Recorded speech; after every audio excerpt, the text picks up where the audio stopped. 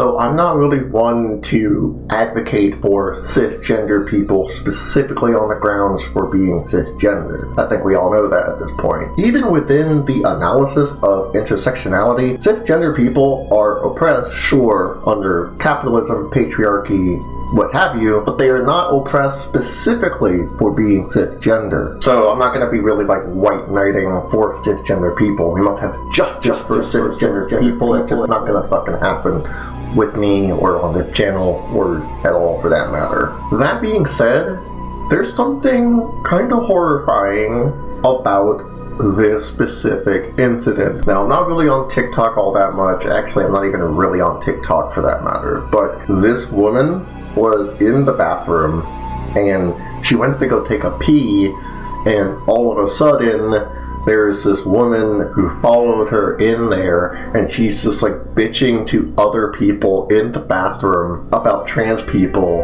and she thinks that this person who is peeing in the stall is a trans woman. I have this right now. It's a man. Or they're getting confused into obvious schooling. Because the school now teaches that nonsense. Not allowed. If this is a big thing right now, get to the family room and get them in there. This is not allowed.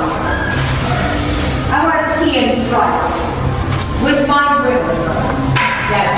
Now, first of all, that's really fucking sad that a cisgender person is being profiled as a trans woman, and it goes to show that transphobes are just like not consistent in their transphobia at all. So the person in the stall is mentally preparing for walking out and being confronted by this batshit unhinged fuckwad. And of course, like, when she goes to wash her hands, she gets confronted. Are we surprised here at all? It's a boy. It's a child.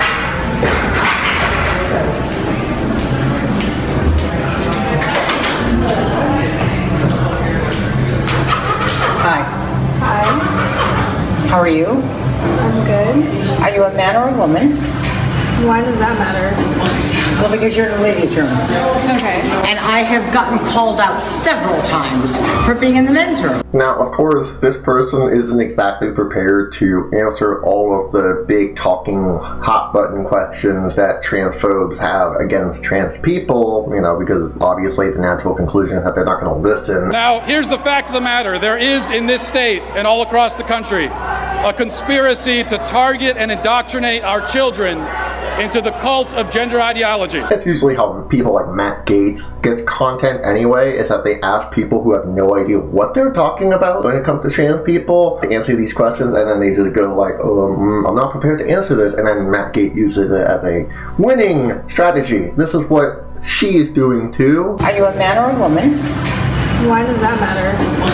Well, because you're in the ladies' room. But then, like, she follows with saying something stupid like, oh, well, I tried going into the men's restroom and I was kicked out too. And I have gotten called out several times for being in the men's room. Why were you in the men's restroom? You're not transgender. Like, you don't identify as a man. Like, are your pronouns he, him all of a sudden? This is stupid. Like, you're picking, like, semantics fights here, and you're making this person cry. Which, by the way, it wasn't in the video, but it was later emphasized that, yeah, she was crying during this incident. And notice also, too, that the whole debate about trans people being in the bathrooms and stuff is largely centered around the idea that trans people are going to invade cisgender people's boundaries and stuff. What is this? What is happening here? Okay. And you're going to be called out for whatever you're doing.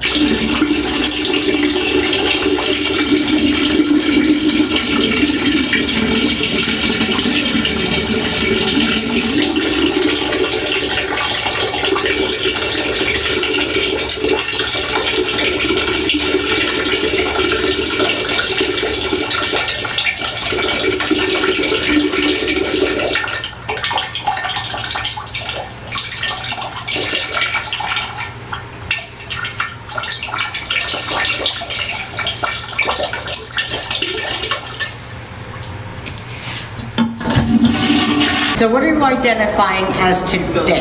I don't think that's any of your business. Okay, it's not. So you're in a ladies' room where I think I need to identify you. She's being confronted by a transphobe, literally having her fucking, like, sink blocked by this transphobe. She's like, can't wash her fucking hands. You do not need to identify me. Is that right? How old are you? Doesn't matter. Really? Okay. We'll wait for the police to come and figure it out. Okay. Let's wait for the police to come. Yeah, because this is not the way you play your shit. Go down on the strip and try to do it there. Don't do it up here. This is a suburb. Not allowed. Not allowed. Yeah, you think you're going to be a woman? It's okay. And be a man? It's okay. No. Figure out your identity in your bedroom, okay? And then project it on everybody else and we'll accept it. This is not acceptable. And she even said it herself, all she wanted to do was to fucking pee. Everyone was just watching, which is unfortunate, but oh well. I think the most upsetting part is the fact that she thought I was a child, a trans child, and was literally attacking me and no one said boo. And to the people asking why I didn't tell her what my identity was, it doesn't matter if I'm trans or not. I literally went in there to go to the bathroom to go pee. So the fact that she followed me into the bathroom thinking that I was a trans child to harass me and bully me out of the stall is unacceptable, because I was literally going to the bathroom, minding my business. Which is what you're supposed to do in the bathroom anyway, not have some Walshian debate. So of course they approached security. Security was waiting outside, and basically what ended up happening, I'll let her explain it. Security was out there because her and her husband requested them. Now, I don't know if she grabbed them and then went into the bathroom, or she told her husband to grab them and then went into the bathroom. But yeah, security was out there waiting outside the bathroom because they were complaining to security about me. So at that point, my boyfriend was outside waiting, thinking that something was seriously wrong with me.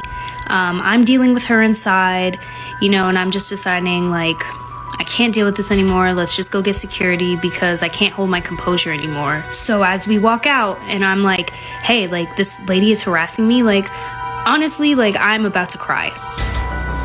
And she starts talking, and obviously you hear, like, my boyfriend jump in. He started to deal with her, and they separated us. Clearly, my boyfriend got very upset on my behalf. She went to her husband, and he was telling her to be quiet and leave it alone, but she was not leaving it be.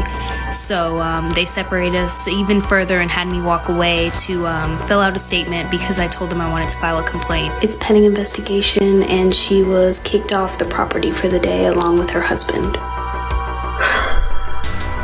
So this is really sad because, like I said earlier, cisgender people are affected by transphobia, which is holy shit. This spring track meet in Kelowna, BC took an unexpected and horrible turn when the gender of a 9-year-old girl taking part in a shot put event was questioned in an anti-trans attack, according to her mother, who watched it all unfold. All of a sudden there was this yelling of, well, I didn't hear what Heidi heard at first, but then get that boy off the field sort of thing. It took a minute to realize that they were talking about our daughter. Her daughter, whose identity is being protected, always had long hair and recently decided to cut it shorter because it made playing sports easier. Our daughter was crying inconsolably because he's just continuing to badger her. This gentleman wouldn't let it go, kept badgering and yelling, demanding certification of her being female. The school district superintendent told Global News its own investigation found a couple was being belligerent and intimidating to the point where the sporting event had to be moved to a different location. And the couple, who was there to support a grandchild